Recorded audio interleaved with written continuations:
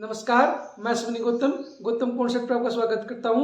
और आज मैं आपके लिए लेकर आया हूं एक बहुत इंपोर्टेंट टॉपिक। आज हम बात करने जा रहे हैं कि आखिर ये कर्क रेखा क्या होती है, भूमध्य रेखा क्या होती है और मकर रेखा क्या होती है। साथियों, जब आप स्कूलिंग करते हैं या किसी कंपटीशन के पेपर की तैयारी करते हैं तो आप ये जो कर्क रेखा, मकर रेखा और भूमध्य रेखा है, इनके बारे में जरूर पढ़ते हैं। आपके मन में क्वेश्चन भी आता होगा कि आखिर ये है क्या। सबसे पहले तो आप ये समझ लीजिए कि ये सभी इमेजिनरी लाइन है, इनकी कल्पना की गई है, काल्पनिक रेखाएं हैं। ठीक है दोस्तों, तो मान लीजिए हमारी अर्थ है, ठीक है जी। इसके बीचों बीच हमने जिस रेखा को इमेज किया है, कल्पना की है, उसको हम बोलते हैं भूमध्य रेखा। मतलब कि भूमि के मध्य, मतलब जो हमारी अर्थ है उसके बीचों बीच जो रेखा गुजरती है उसको हमने क्या बोला है, भूमध्य। भू के मध्य में जो रेखा है इसको हम बोलेंगे 0 डिग्री।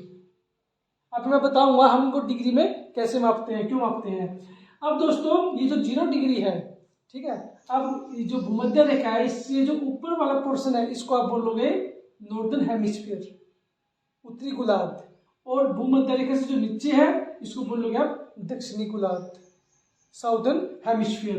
तो जो नॉर्दर्न हेमिस्फीयर में भूमध्य रेखा के पैरेलल में, ठीक है, 23.5 डिग्री, 23.5 डिग्री पर जो रेखा गुजरेगी उसको बोलेंगे हम कर्क रेखा। इंग्लिश में बोलेंगे इसको ट्रॉपिक ऑफ कैंसर। उसी प्रकार भूमध्य रेखा से नीचे की तरफ या दक्षिणी गोलार्ध में 23.5 डिग्री नीचे, ठीक है, ये जो रेखा गुजरती है इसको बोलेंगे हम मकर रेखा, ट्रॉपिक ऑफ कैप्रिकॉर्न।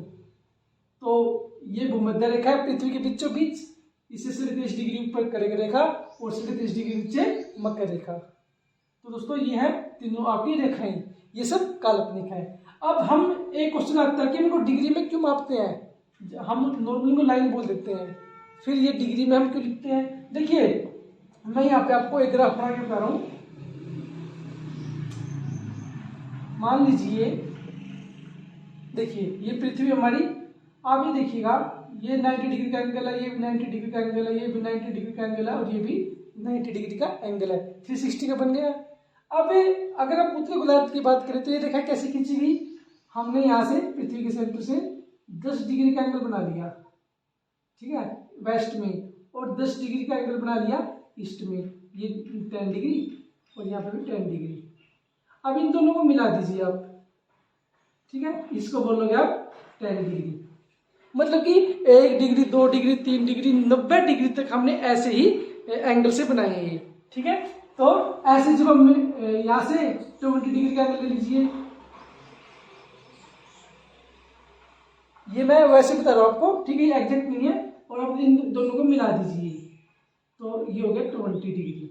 तो इस प्रकार हमने 0 से 90 डिग्री, ठीक है, उत्तरी गोलार्ध और दक्षिणी गोलार्ध में हमने ये रेखाएं इमेज की है, ठीक है, इनकी कल्पना की है। तो सबसे पहले आप ये समझ लीजिए। अब बात आती है कि आखिर इनकी इंपोर्टेंस क्या है। देखिए जो कर्क रेखा है ये भारत के बीचों बीच गुजरती है, ये भारत के बीचों बीच गुजरती है, ये जो कर्क रेखा है 23.5 डिग्री पे। इससे हम कई चीजें पता लगा सकते हैं, जैसे कि आपको पता है ये 0 डिग्री है, जो सूर्य की सीधी किरणें पड़ती हैं, आप याद रखिएगा, जो सूर्य की पृथ्वी पर सीधी किरणें पड़ती हैं वो कर्क रेखा और मकर रेखा के बीचों बीच पड़ती हैं। कर्क रेखा और मकर रेखा के बीचों बीच ही पड़ती हैं। अगर इससे ऊपर सूर्य की किरणें जा रही हैं या नीचे की तरफ आ रही हैं तो वो तिरछी हो जाएंगी, वो सीधी नहीं पड़ेंगी। जहां पर सूर्य की सीधी किरणें पड़ती हैं इसका मतलब वहां पे गर्मी ज्यादा होगी, और जहां पर तिरछी किरणें पड़ती हैं वहां पर गर्मी कम होती चली जाएगी। तो आप देखिएगा कर्क रेखा और मकर रेखा के बीच में, इसको टॉरॉइड जोन बोल देते हैं, उष्ण क्षेत्र, इसके बीच में ही गर्मी ज्यादा मिलेगी, ठीक है। आप भारत का एग्जाम्पल ले लीजिए, ये कर्क रेखा है, कर्क रेखा से नीचे आपको ज्यादा गर्मी मिलेगी, यहाँ पे शीत ऋतु नहीं है। जैसे कि आपको केरला है, कर्नाटक है, महाराष्ट्र है, आंध्र प्रदेश है, यहाँ पर शीत ऋतु नहीं मिलेगी आपको। क्यों? क्योंकि ये कर्क रेखा से नीचे का इलाका है, यहाँ पे आपको गर्मी मिलेगी। जैसे ही आप कर्क रेखा से ऊपर जाओगे तो होगा क्या, गर्मी कम होती जाएगी और ठंड बढ़ती जाएगी, गर्मी कम होती जाएगी और ठंड बढ़ती जाएगी। जैसे कि हरियाणा है, जैसे ही कर्क रेखा से ऊपर की तरफ आओगे तो हरियाणा में क्या है, गर्मी भी है सर्दी भी है। कहने का मतलब 23.5 डिग्री से ऊपर सर्दी की ऋतु स्टार्ट हो जाती है। आप ऊपर चल जाइए, हरियाणा है आपका, पंजाब है, हिमाचल प्रदेश है, जम्मू एंड कश्मीर है, तो इससे ऊपर ठंड बढ़ती चली जाएगी और गर्मी कम होती चली जाएगी। तो हम नॉर्मली ये बोल सकते हैं कि भाई कर्क रेखा से नीचे जो इलाका है वहां पर गर्मी ज्यादा होगी। अब आप खुद सोचिए, अगर गर्मी ज्यादा है तो मतलब अगर पानी है आसपास, वो भाप बन के उड़ेगा और भाप बन के ऊपर जाएगा, तो ऊपर जैसे टेम्परेचर लो तो चला जाता है और तो फिर वहां पे क्या होगा, बारिश स्टार्ट हो जाएगी। ठीक है जी। यहाँ पे मान लीजिए ये है आपकी बंगाल की खाड़ी, ये अरब सागर और ये हिंद महासागर, तो यहाँ पे पानी पानी है।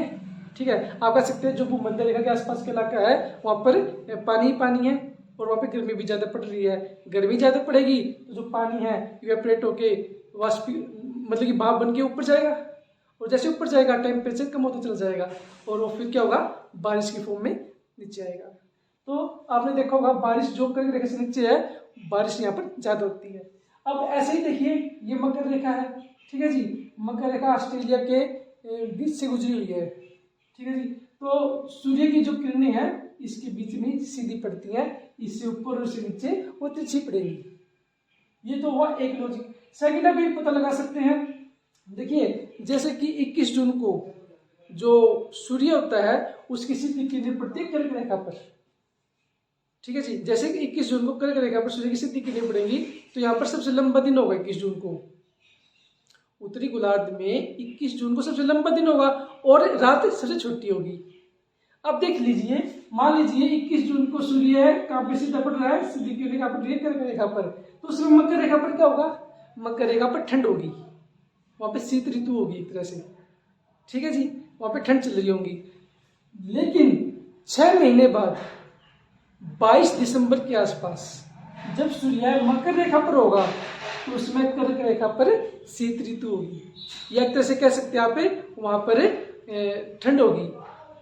तो आप कह सकते हैं कि जिस समय कर्क रेखा पर गर्मी है मकर रेखा पर ठंड होगी, और जिस समय मकर रेखा पर गर्मी है कर्क रेखा पर ठंड होगी। आप देख लीजिएगा 21 जून को हमारे हरियाणा में, राजस्थान में, पंजाब में, मध्य प्रदेश में यहाँ पर गर्मी मिलेगी, और मकर रेखा पर जैसे कि ऑस्ट्रेलिया या जहाँ से मकर रेखा गुजरी हुई है वहां पर आपको ठंड मिलेगी। ठीक है, तो ये कॉन्सेप्ट आप याद रखिएगा, बड़ा इंटरेस्टिंग टॉपिक है।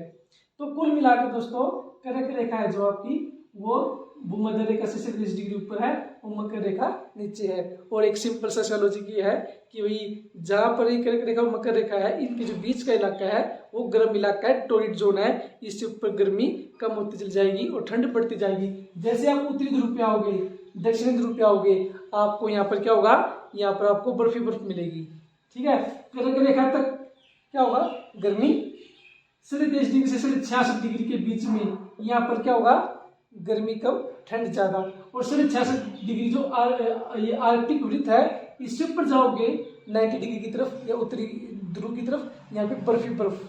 ठीक है, यहाँ पे कोई गर्मी की ऋतु नहीं है। ऐसे आप नीचे आओगे, 66 डिग्री के बीच में क्या होगा, गर्मी कम ठंड ज्यादा। और 66 डिग्री जो अंटार्कटिक वृत्त है, इससे मतलब कि जो उच्च अक्षांश हैं उनकी तरफ आप बढ़ोगे तो यहाँ पे क्या होगा, बर्फ ही बर्फ। ठीक है, इसको फ्रीजिड जोन बोल देते हैं, फ्रीजिड जोन, फ्रीजिड जोन। तो ये थी आपकी कर्क रेखा, भूमध्य रेखा और आपकी मकर रेखा। तो मुझे उम्मीद है आपको ये समझ में आया होगा। अगर कोई भी क्वेरी था तो आप कमेंट बॉक्स में जाकर कमेंट कर सकते हैं, पूछ सकते हैं। ये वीडियो कैसा लगा मुझे जरूर बताइएगा। आज के लिए इतना ही, thank you, have a nice day.